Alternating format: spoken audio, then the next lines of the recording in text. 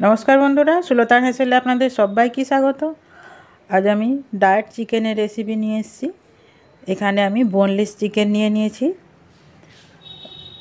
এখানে আমার 300 গ্রামের মতন মাংস আছে, বুকের পিস আছে। তার সাথে আমি লেবুর রস দিয়ে দিচ্ছি। আর চিকেনটাকে আমি খুব ছোট ছোট করে কুচি কুচি করে নিয়েছি। 1 চামচ লেবুর রস দিয়ে দিলাম। এরপর নুন দিয়ে দিচ্ছি স্বাদ মতো।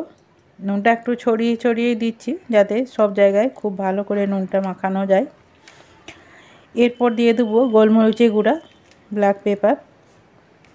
এটাকেও এভাবে আমি ছড়িয়ে দিচ্ছি যাতে প্রতিটা মাংসের গায়ে মাখাতে আমার সুবিধা হয় আর চট করেও মাখানো যায়। আমার এই রেসিপিটি আপনাদের যদি ভালো লাগে তাহলে লাইক আর সাবস্ক্রাইব করতে ভুলবেন না যেন। এখানে আমি কাশ্মীরি লঙ্কার গুঁড়ো নিচ্ছি কালারের জন্য, আর এটা স্বাদেও ভালো হয়।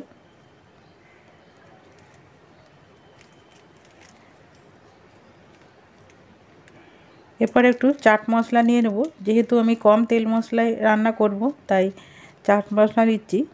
এতে মাংসটা খুব তাড়াতাড়ি রান্না হয়ে যাবে আর খেতেও ভালো হবে। এরপর দেব হলুদ গুঁড়ো। সবই পরিমাণ মতো নিয়ে নিলাম। দিয়ে এরপর খুব ভালো করে মাখিয়ে নেব।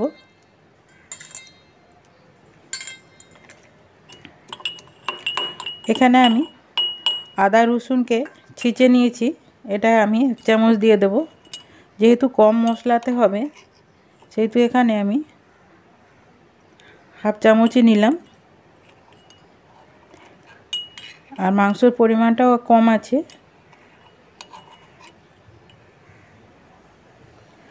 আর এই ডায়েট চিকেনে মশলাকে মানে আদা রসুনকে ছিঁচে দিলে তবে এর স্বাদটা ঠিকঠাক হয়।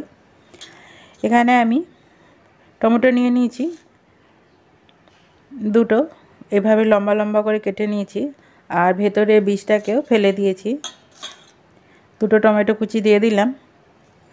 আর ক্যাপসিকাম নিয়েছি, ক্যাপসিকাম দেখুন এভাবে লম্বা করে কেটে নিয়েছি। স্যালাড হিসাবে ক্যাপসিকামও দিয়ে দিলাম। এটা চিকেন স্যালাডও বলা যেতে পারে।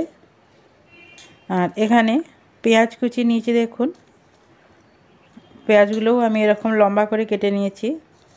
এখানে আমি দুটো বড় সাইজের পেঁয়াজ নিয়ে নিয়েছি, পেঁয়াজটা দিয়ে দিলাম।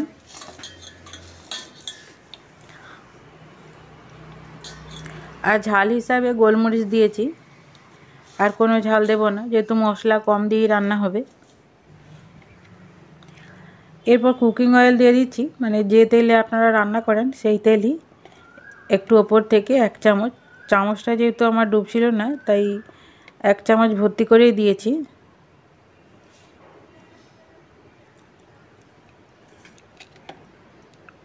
হাফ হাফ করে উঠছিল বলে অনেকবার চামচটা ডুবানো হয়েছে, কিন্তু তেলের পরিমাণটা এখানে 1 চামচ আছে। দিয়ে এরপর খুব ভালো করে মেখে নেব। একটু চেপে চেপে মাখতে হবে যাতে মাংসের গায়ে মশলাগুলো খুব ভালো করে লেগে থাকে। আর এক কাছে জড়ো করে দিলাম, দেখুন। এরপর চলে যাই গ্যাসের কাছে। গ্যাস নয়, আজ আমি ইন্ডাকশানে বসাচ্ছি। আর ইন্ডাকশানে হিটকে খুব কমে দিতে হবে। খুব কম আঁচে দিয়ে ধীরে ধীরে এটা 15 মিনিট সময় ধরে ধীরে ধীরে রান্না করব।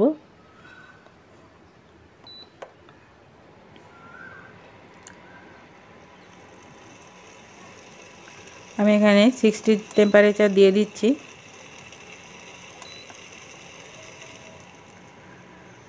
সিক্সটিতেই আমি ধীরে ধীরে রান্না করব। আর 2 থেকে 3 মিনিট অন্তর অন্তর একবার করে নেড়ে দেব, নাহলে তলায় ধরে যেতে পারে। দেখুন মাংস থেকে কতটা জল ছাড়তে শুরু করেছে। এরপর নেড়ে দিচ্ছি, আবারও ঢেকে দেব। এইভাবে মিনিট 15 আমি রান্না করব। আর বাড়তি জল দেওয়ার কোনো প্রয়োজন নেই। মাংস আর স্যালাডের বা সবজির যে রস থাকবে সেই রসে মাংসটা সেদ্ধ হয়ে যাবে আর খেতেও খুব সুন্দর লাগবে।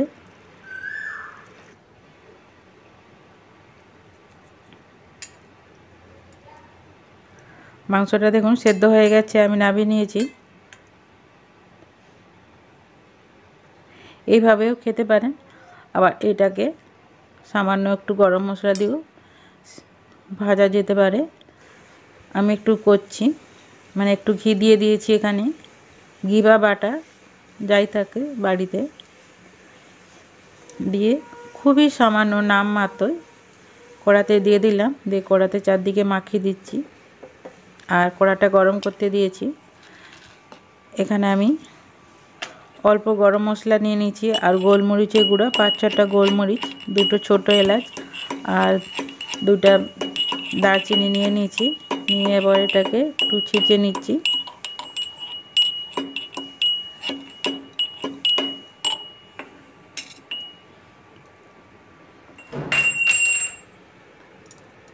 দিয়ে ঘিয়ের সাথে দিয়ে দিলাম, দিয়ে একটু ভালো করে মিশিয়ে নিচ্ছি আর ঘিয়ের সাথে মশলাটাকে ভেজেও নিচ্ছি। এতে কি হবে, মশলাটা আরও টেস্ট হবে। এরপর সেদ্ধ করে রাখা মাংসটা দিয়ে দিলাম। যেহেতু মাংসটা সেদ্ধ হয়ে গেছে তাই হালকা হাতে আমি একটু নেড়ে নেড়ে একটু শুকনো করে নেব রসটা।